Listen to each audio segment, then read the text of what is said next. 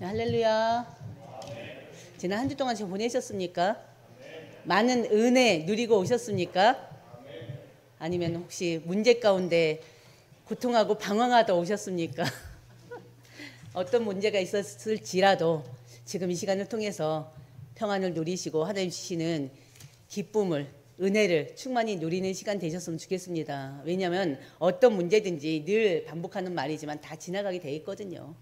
그리고 그 문제 속에는 반드시 하나님의 계획이 있거든요. 우리가 알지 못하는 놀라운 뜻이 있거든요.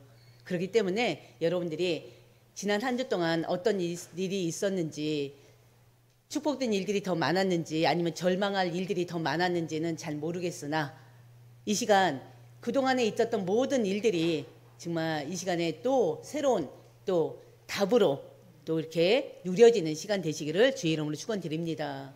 우리가 지난주 한 주 동안 말씀을 가지고 살았습니다. 어떤 말씀을 가지고 살으셨습니까? 그죠, 신뢰함의 기적. 신뢰함의 기적은요, 우리 삶 속에서 언제든지 일어날 수 있는 기적이에요.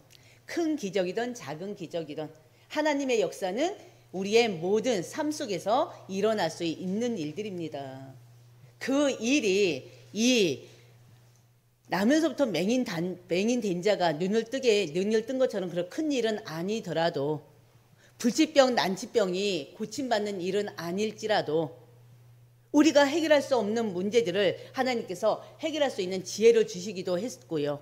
또 우리가 해결할 수 없는 문제 가운데서 빠져나올 수 있도록 하나님 하시기도 하셨습니다.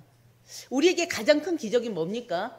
어떻게 보면은 나면서부터 눈먼 자가 눈을 뜨게 된 거, 그 엄청난 기적이잖아요. 근데 우리에게 가장 큰 기적은 구원이 아닐까 싶습니다. 그렇지 않습니까? 우리가 만약에 지금 구원받지 못했다면 우리는 여전히 죄인으로 살아가야 돼요. 죄 종로로 타면서 살아야 돼요. 죄를 지을 수밖에 없는 상태로 죄를 지으며 살아가야 돼요. 특히나 그 죄를 짓게 했던 마귀의 자녀로 일평생을 마귀의 종로로 타면서 살아가야 돼요. 어둠 가운데 살아가야 돼요. 긍정보다는 부정적인 삶 속에 살아가야 됩니다. 행복과 그런 은혜 속이 아니라 불평과 불만과 어둠과 저주와 재앙 가운데 살아갈 수밖에 없습니다. 우리가 그 안에서 빠져나온 거예요. 예수 그리스도를 통해서. 예수 그리스도 십자가 죽으심으로 인해서 우리가 그 죄 가운데서, 어둠 가운데서, 저주 가운데서 빠져나온 것입니다. 그럼에도 불구하고 살아가면서 많은 일들이 있어요. 어둠이라 칭할 수 있는 많은 일들이 있어요. 그러나 우리가 구원받은 하나님의 자녀로 늘 말씀과 기도 속에 있다 보면 그 어떤 어둠도 몰아낼 수가 있습니다. 왜? 우리에겐 힘이 있기 때문에 그렇습니다. 영적인 힘이 있고 능력이 있습니다. 하나님께서 우리에게 권세 주셨어요. 능력 주셨어요. 그렇기 때문에 하나님이 나에게 주신 것, 그것을 우리가 삶 속에서 그대로 활용하시길 바랍니다. 누리시길 바랍니다. 예수님께서 날 때부터 맹인되었던 자를 치유해서 하나님께 영광을 돌려드렸어요. 제자들이 예수께 질문했잖아요. 맹인을 보면서, 나면서부터 맹인된 자란 말이에요. 맹인돼서 지금 거린으로 살고 있어요. 그 거지 맹인을 보면서, 맹인 거지를 보면서, 예수님, 저 사람은 자신의 죄 때문에 저렇게 나면서부터 맹인이 됐습니까? 아니요, 부모로 인한, 죄로 인한 것입니까? 도대체 무엇 때문에 저 사람은 나면서부터 저렇게 맹인으로 나서 맹인으로 살아갑니까? 어떻게 보면 안타까움이기도 하고요.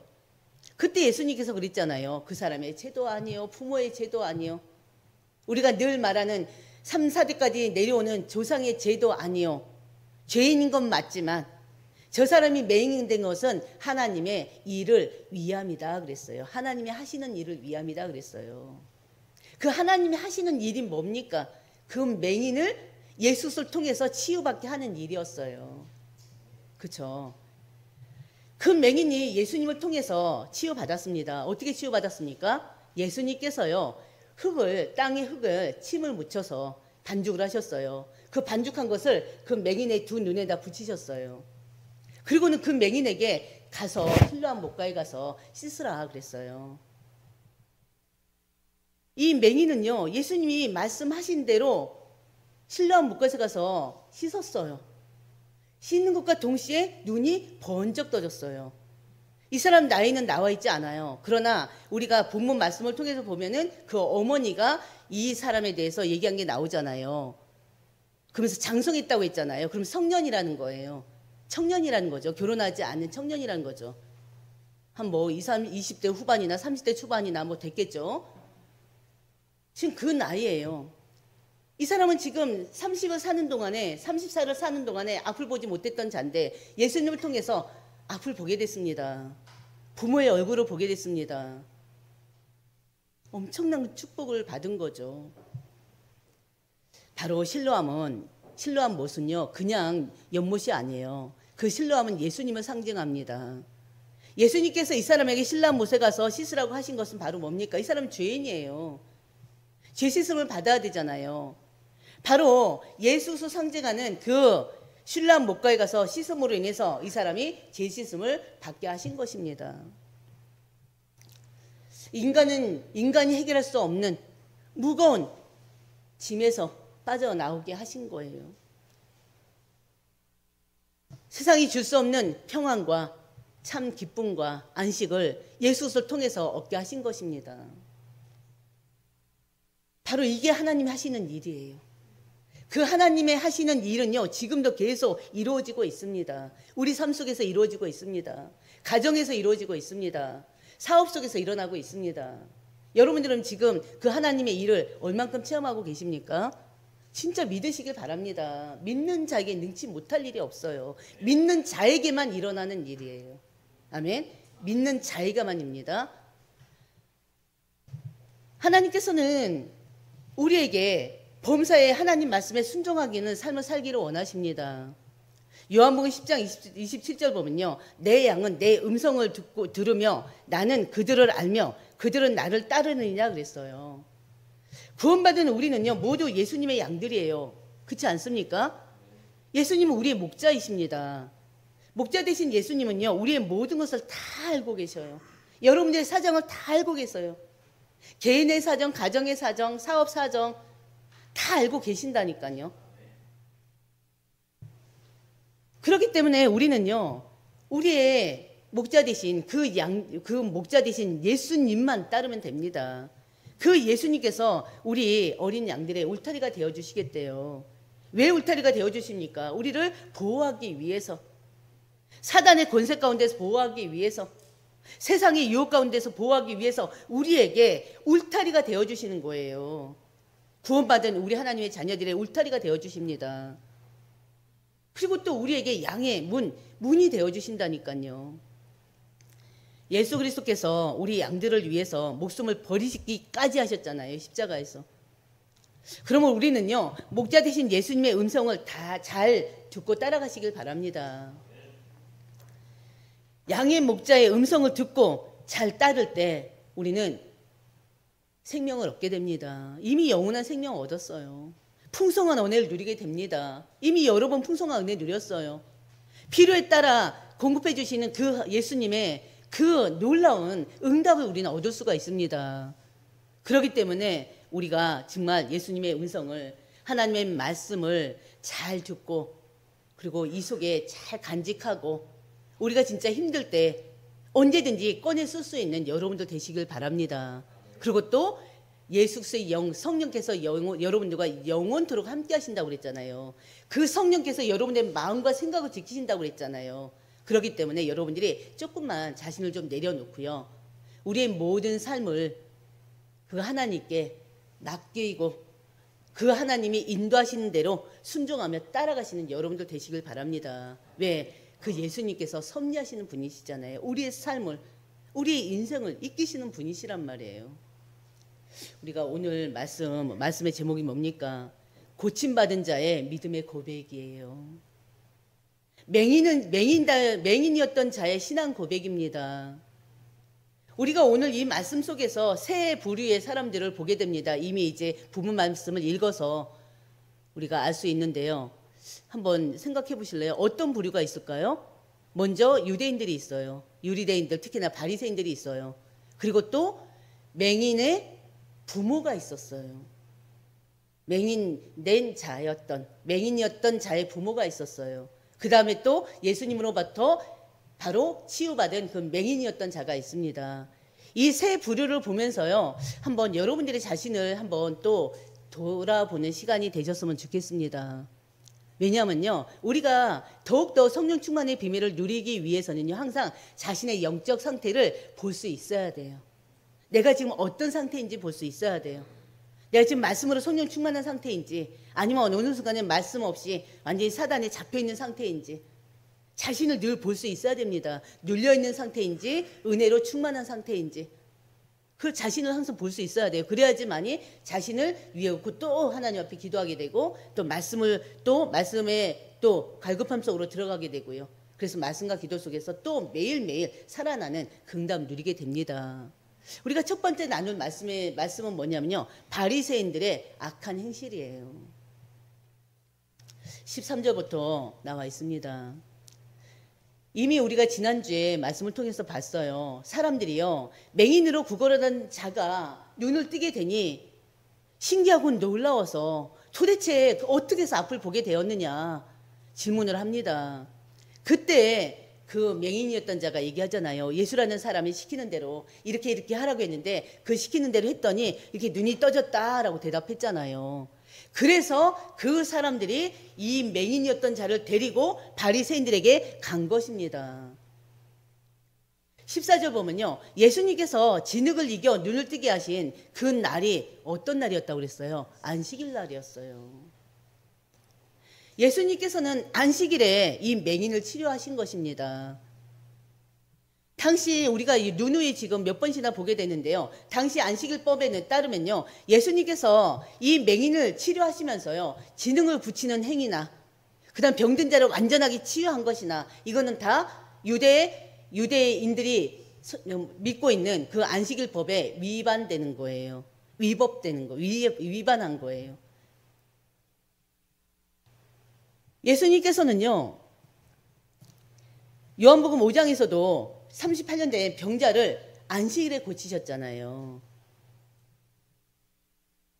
그때부터요, 종교 지도자들은 예수님에게 죄를 가했잖아요. 죄를 범했다고, 그 예수님을 안식일을 지키지 않는 죄를 범했다고 예수님을 죽이려고 막 혈안돼 있는 자들이잖아요. 그때부터 시작된 거예요. 근데 그것을 이미 알고 있어요. 그러면서 지금 여러 번 계속 지금 그 유대 종교 지도자들이 보낸 군인들로 인해서 체포당할 뻔도 많이 있었어요. 이미 알고 있는데 또 안식일에 지금 이 맹인된 자를 치료하셨습니다. 안식일의 주인이 누굽니까? 예수님이세요. 예수님께서는요, 누가복음 6장 9절에 보면요, 안식일에도 선을 행하는 것, 생명을 구하는 일을 게을리해서는 안 된다고 말씀을 하셨어요. 또 안식일에 선을 행하고 생명 구하는 일을 게을리해서는 안 된다고 하시면서 가르치기도 하셨고요. 그리고 실제적으로 실천하고 계시는 것입니다. 바리새인들은요, 예수님께서 안식일을 범한 것을, 그 범한 죄를 더 명확하게 확인하기 위해서 지금 그 증거를 찾기 위해서 그 맹인되었던 자를 찾습니다. 그리고 그에게 질문했습니다. 15절, 예수라는 사람이 그때 질문했을 때 그 맹인이었던 자가 말을 합니다. 뭐라고 했습니까? 15절, 예수라는 사람이 진흙을 내 눈에 바르고 내가 씻고 나서 보니 보게 되었다. 사실대로 얘기했어요. 당신이 체험한 거를. 이 바리새인들이 질문한 요지는 뭐라고요? 궁금해서가 아니라, 신기해서가 아니라 예수님을 궁지에 빠뜨려서 확실한 증거로 잡아들이기 위함입니다. 그거 외에는 없어요. 근데요, 중요한 것은 이 안식일을 범한 예수님이 맹인되었던 자를 치유한 것 때문에 이 바리새인들끼리 분쟁이 일어났어요. 어떤 분쟁이 일어났냐면요, 16절에 나와 있습니다. 그걸 요약하다 보면요, 교리와 전통을 중시하는 지도자들은요, 예수님이 안식일의 병자를 고쳤다는 사실을 강조합니다. 그러면서 안식일을 범한 사람은 하나님께로부터 온 자가 아니다. 하나님께 온 자일 수가 없다. 왜요? 안식일을 범한 죄인이기 때문에. 그러니까는 맹인된 자를, 나면서 맹인된 자를 치유한 것에 대한 그거에 대해서 먼저 앞세우는 것이 아니라, 그걸 앞세우는 것이 아니라 안식일을 범한 죄인이라는 것을 먼저 앞세우고 있습니다. 그리고 나서 그 예수님을 안식일을 범한 죄인으로 정죄해버려요. 근데 그들만 있는 게 아니에요. 그들 가운데 또 한 부류가 있어요. 그 부류는 어떤 사람들입니까? 예수님이 행하신 그 기적과 이적에 초점을 두는 자들입니다. 그들은요, 예수께서 날 때부터 소경된 자를 고치는 능력을 가진 것은 그가 하나님께로부터 온 자이기 때문에 그렇다는 거예요. 그 기적이, 이적이 하나님께로부터 온 자라는 것을 증거한다는 것입니다. 죄인이 어떻게 마귀를 내쫓고 죄인이 어떻게 나면서 맹인된 자의 눈을 뜨게 하느냐는 것입니다. 특별한 특효약도 있는 것도 아닌데. 근데요, 그 예수님을 지지하던 사람들의 의견은 어떻게 돼요? 완전히 묵살돼 버려요. 22절 보면요, 누구든지 예수를 그리스도로 시인하는 자는 무조건 출교하기로 이 유대 종교 지도자들은 공회에서, 사내들인 공회에서 결의해 버렸어요. 그래서 어느 누구도 예수를 그리스도로 시인할 수가 없습니다. 당시 타락한 유대 종교 지도자들은요, 자신들이 갖고 있는 그 교권을 활용한 것입니다. 그래서요, 예수 그리스도의 그 공동체들, 예수가 그리스도를 믿는 자들, 예수가 메시아임을 믿는 자들을 어떻게 해요? 완전히 근절시키기 위해서 정한 법입니다. 유대 종교 사회에서는 출교란 뭘 말할까요? 바로 그 신앙 공동체에서 완전히 쫓겨나는 거예요. 이웃과 또 가족들에게 완전히 철저하게 소외당하는 것을 말합니다. 어떻게 보면은 실제 현실에서 느끼는 형벌이라고도 볼 수가 있어요. 또 때에 따라서는요, 매를 사용하기도 합니다. 그리고 또 온 재산을 몰수하기도 하고요. 또 선민에서 완전히 제명시키는 그런 일도 있습니다. 신앙 공동체에서 쫓겨나서요, 가족과 이웃으로부터 완전히 소외되는, 철저히 소외되는 그 일, 그게 바로 출교예요. 그러다 보니까 우리가 두 번째 나눌 말씀인데요, 그 출교 때문에 두려워하는 자들이 있습니다. 바로 직접적으로 누가 있습니까? 바로 병 고침을 받은 부모예요. 그래서 우리가 두 번째 나눌 말씀은요, 두려움 때문에 진실을 말하지 않는 고침받는 자의 부모입니다. 이 부모의 모습을 또 우리는 많은 그리스도인들에서 발견할 수가 있어요. 복음을 증거해야 되는 그런 상황이 왔음에도 불구하고 주변 상황 때문에 다른 사람들의 눈총이 두려워서, 아니면 부담스러워서, 아니면 상대로부터 어떤 것을 당할지 모르는 그런 상황 때문에 복음을 말하지 못하는 사람들이, 그리스도인들이 무수해요. 우리는 이 치유받은 자의 부모를 통해서 때로는 자신의 모습을 또 확인할 수도 있을 것입니다. 18절요. 그 유대인들 누굽니까? 바리새인들이에요. 바리새인들이요, 맹인이었던 자의 부모를 불러서 묻습니다. 신문을 해요, 한마디로. 바리새인들은요, 주변의 많은 사람들 통해서 그가 나면서부터 소경이었다는 것을 이미 알고 있습니다.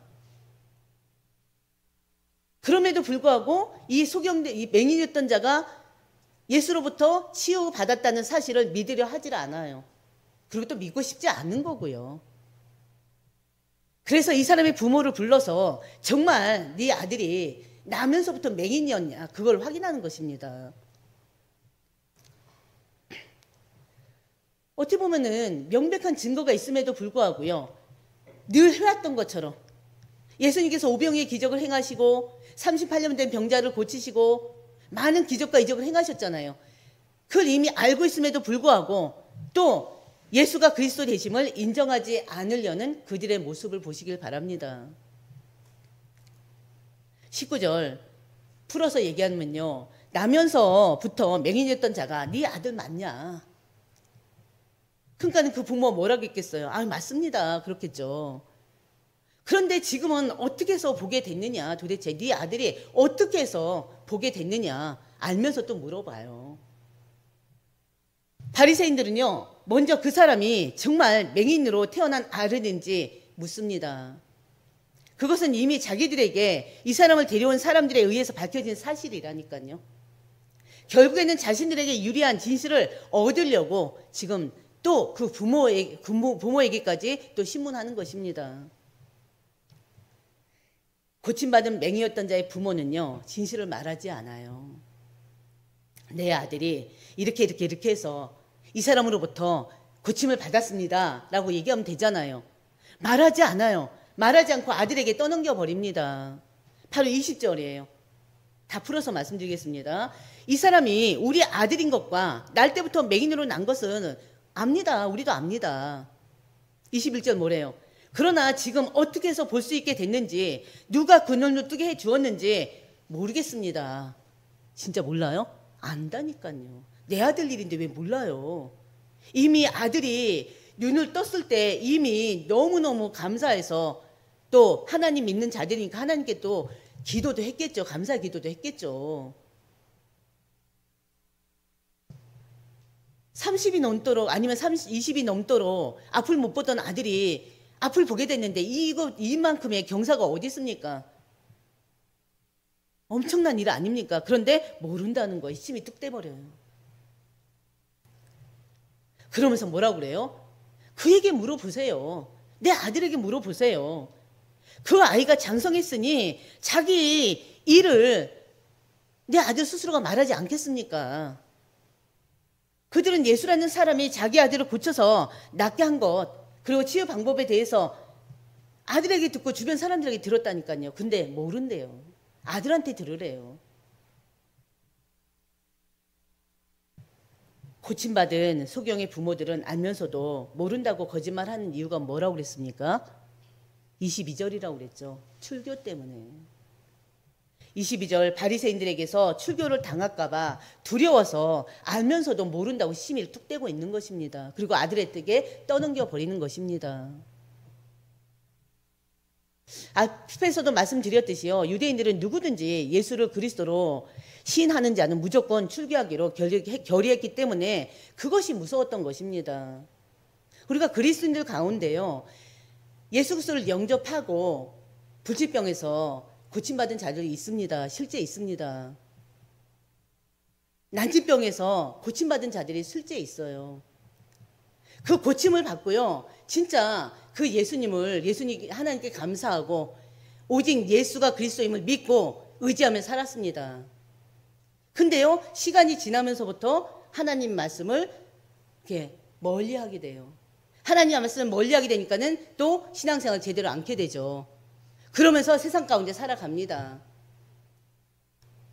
예수님께서 고쳐졌을 때는 하나님이 나를 고쳐줬다, 예수님이 나를 고쳐줬다 하는데요, 어느 순간에 교회를 등지고 말씀을 듣지 않고 세상 가운데 살다 보니까 이제는 예수님이 나를 치유했다는 그게 완전히 딱 사라져 버렸어요. 어느 병원에 어느 의사가 나를 치료해줬다, 완전히 딱 바뀌어버려요. 당신이 어떻게 해서 그 병에서 해결됐습니까? 그건 죽을 수밖에 없는 병 아닙니까? 어떻게 안병에 세워놨습니까? 아, 내가 어느 병원에 어떤 박사님 만나가지고 이렇게 됐습니다. 완전히 달라져서 예수님께서 행했던 기적은 완전히 사라지고 없는 거예요. 그런 자들이 그리스도 안들 가운데 많이 있습니다. 딱 그 모습이에요. 두려워서, 출교당할까 두려워서, 아들이 일어난 일 모든 사람한테 가서 얘기하고 싶은데 특히나 바리새인들 앞에서 얘기를 못하는 거예요. 참 안타깝죠. 그럴 수밖에 없는 부모의 심정도 사실은 안타깝습니다. 우리 역시도 그러지 않을까 싶어요. 우리에게 아주 그런 일들이, 우리가 만약에 내가 그 자리에 있다면, 내가 그 신분이라면 여러분들은 어떻게 하시겠습니까? 출교 당하더라도 말씀하겠습니까? 내 아들이 예수라는 자를 통해서 고침을 받았다 말하겠습니까? 그게 바로 믿음이에요. 믿음의 분량이에요. 어떻게 보면 전혀 부모답지 못한 모습이기도 하죠. 근데 예수님은 어떤 분입니까? 우리 죄인들을 위해서 죄도 없는 분이 십자가에 못 박혀 돌아가셨어요. 그렇지 않습니까? 가시 면류관을 쓰시고요. 피 뚝뚝 흘리시면서 또 가슴에 창을 박히시고요. 손발에 못이 박히시고요. 그러면서 우리를 구원하신 분이십니다. 어떻게 보면은 그들의 모습이, 그 부모의 모습이 참 초라하기도 하고 또 비굴하게 느껴지기도 해요. 그러나 당시 예수님을 믿는 유대인들 중에서는요, 많은 사람들이 상당수가 자신의 입장을 공개적으로 밝히지 못했습니다. 예수님의 제자들임에도 불구하고 그 예수님을 믿는 것 자체를 표시내지 않았습니다. 그런 자들 많습니다. 왜요? 출교에 대한 두려움 때문에. 출교가 엄청난 거거든요, 그 시대에서는. 우리는 오늘 말씀을 통해서 세 부류의 사람들을 보고 있습니다. 다시 한번요, 바리새인들을 보고 있죠. 바리새인들은 스스로 어렵다고 여기는 자들이에요. 선민사상에 잡혀서 우월감에 빠져 있는 자들입니다. 그러나 그들은 실상의 어둠 가운데 있는 자요, 마귀의 자식일 뿐입니다. 두 번째, 맹인이었던 사람의 부모는 현실의 문제를 이기지 못하고 그 현실에 굴복한 자들이에요. 반면에 맹인이었던 나은 사람을 보시길 바랍니다. 그 사람은 하나님의 은혜를 체험한 사람입니다. 세 번째, 우리가 나눌 말씀은 바로 맹인이었던 자의 신앙 고백입니다. 두려움 없이 진실만을 말하는 그 사람을 우리는 말씀을 통해서 확인할 수가 있습니다. 우리가 바로 그런 자들이 돼야 돼요. 어느 순간에 누구를 만나든지 예수가 그리스도다. 예수 그리스도가 나를 구원하셨다. 예수 그리스도가 나를 죄 가운데서 해방시켜 주셨다. 예수 그리스도로 인해서 이제는 사단의 권세 가운데서 빠져나올 수 있다. 더 이상 사주팔자 운명에 머물지 않는다. 고백할 수 있어야 돼요. 근데 우리 안 된단 말이에요. 이 시간 이 맹인이었던 자를 보시면서요, 우리의 신앙 고백이 마음속에서 예수 그리스도께 하나님께 되어지는 시간 되시길 바랍니다. 그리고 이 사람이 가진 이 믿음이 우리의 평상시 믿음이 되어서 어느 누구에게나 복음을 증거할 수 있는 그런 담대함이 회복되는 시간이시길 주의 이름으로 축원드립니다.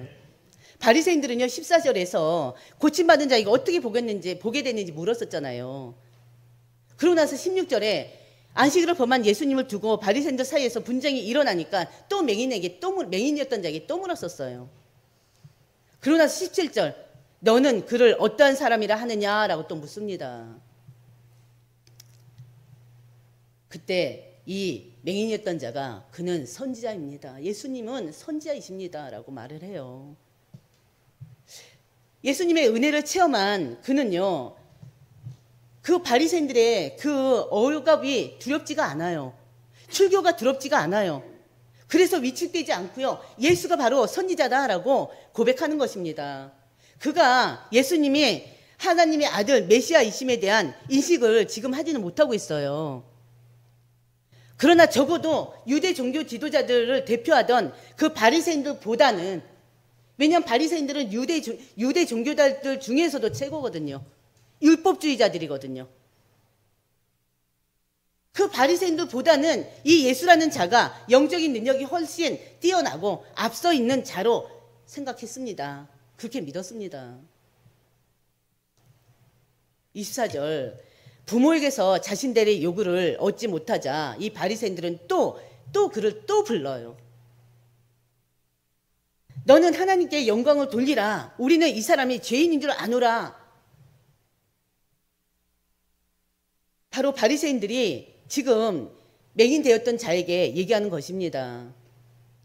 한마디로 예수가 율법을 범한 범죄자일 뿐이라는 거예요. 죄인일 뿐이라는 거예요. 그것을 인정하라는 것입니다. 지금 하나님 앞에서. 25절에서 33절은요, 바리새인들이 지금 위협을 해요. 그럼에도 불구하고 이 낫게 된 자가요, 맹인이었던 자가 자신의 신앙을 고백하는 내용입니다. 그는 자신의 부모와 달랐어요. 부모와 다르게 바리새인들의 그 권위에 맞서서 지금 논쟁을 하고 있습니다. 엄청난 거 아닙니까? 출교에 대한 두려움마저도 없이 그가 죄인인지 나는 알지 못한다, 그렇게 말해버려요. 한 가지 아는 것은 내가 맹인으로 왔다가 지금 앞을 보게 된 것이다, 그렇게 얘기해요.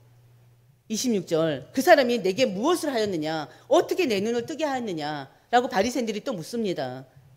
그때 뭐라고 그래요? 이 사람들아, 바리새인들이잖아요. 지금 겁을 먹어야 되는 사람들이에요.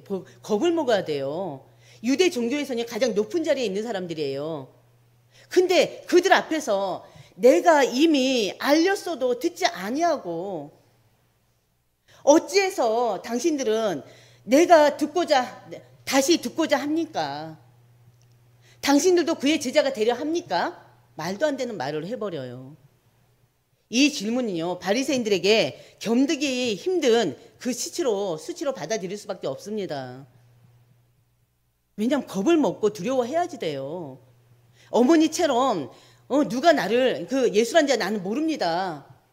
그렇게 해버려야 돼요.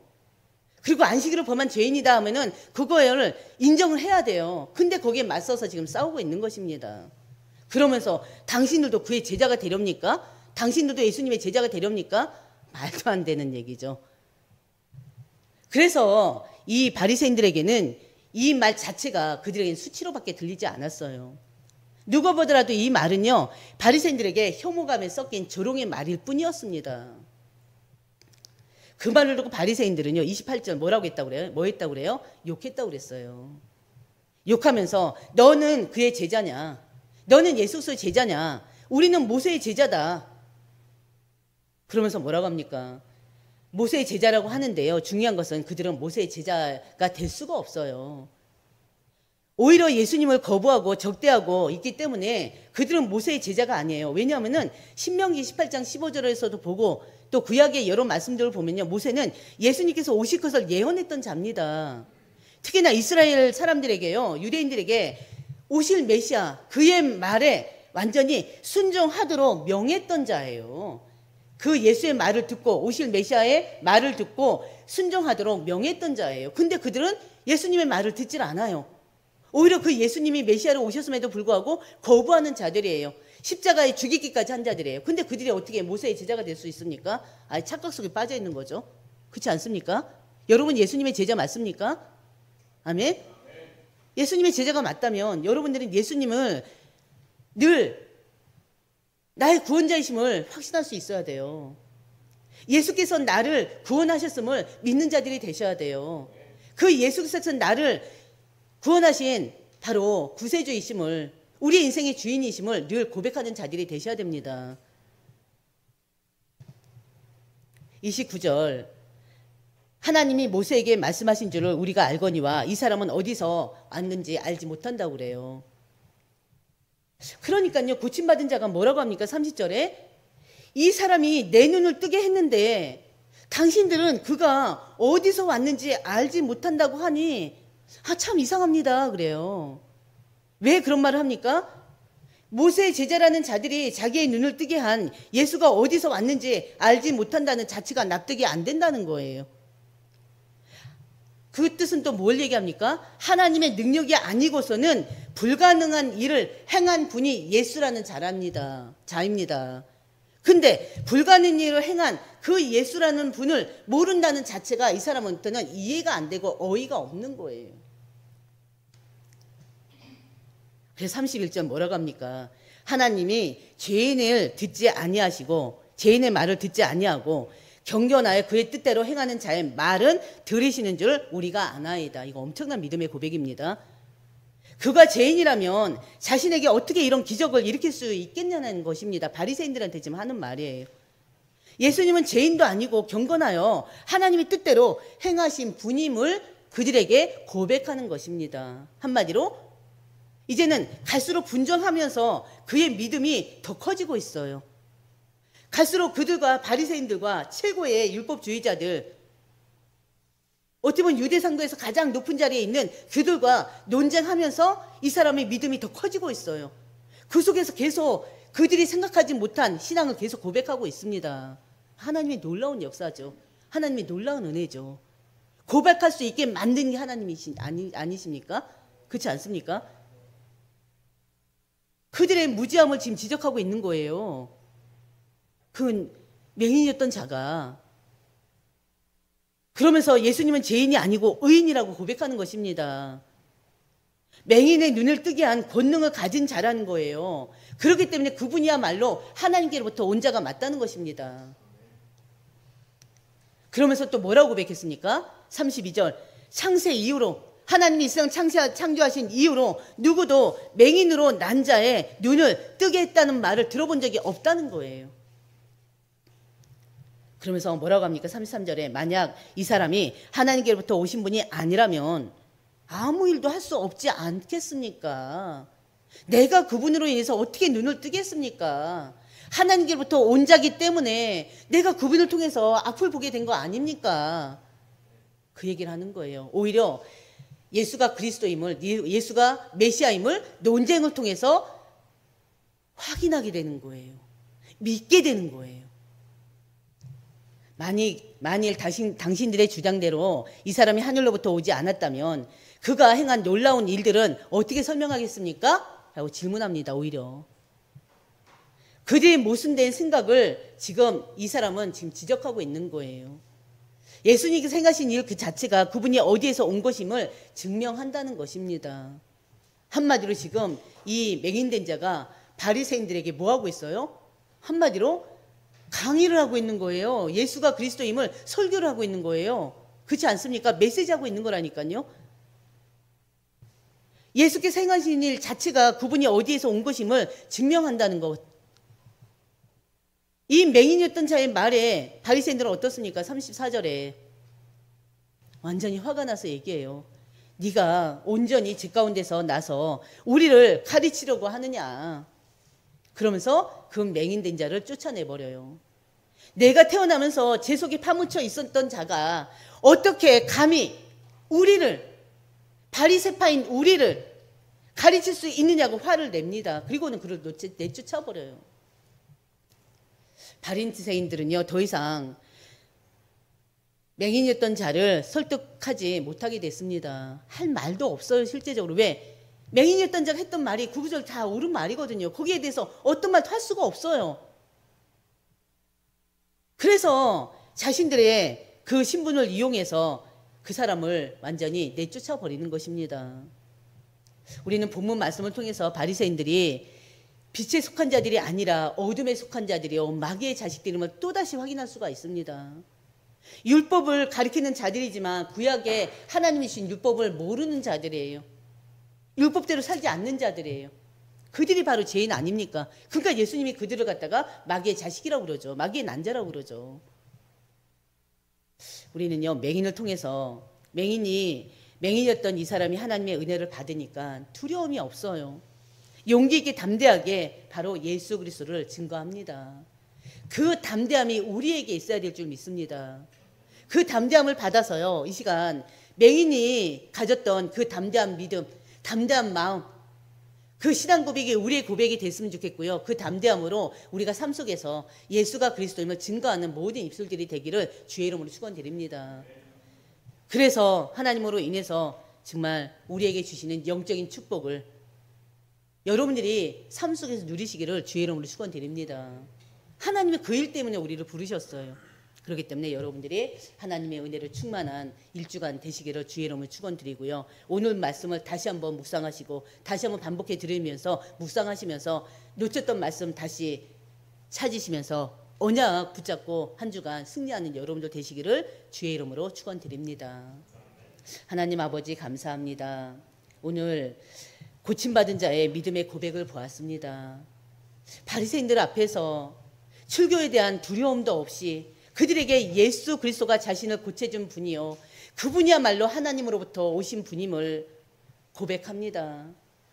하나님, 우리 모든 하나님 백성들에게 정말 예수가 그리스도임이 정말 감사함으로 누려질 수 있도록 하나님 인도해 주시옵소서. 이 병고침 받은 자가 바리새인들 앞에서 담대하게 예수를 증거했던 것처럼 우리의 입술이 삶 속에서 저 믿지 않는 자들에게 예수 그리스도를 증거하는 입술이 될 수 있도록 하나님 인도하여 주시옵소서. 모든 일 속에서 모든 만남 속에서 예수가 그리스도임이 또 증거되고 또 간증되어지고 또 나타나는 우리의 삶이 될 수 있도록 하나님 인도하여 주시옵소서. 이 모든 말씀 우리 주 예수님의 이름으로 기도드립니다.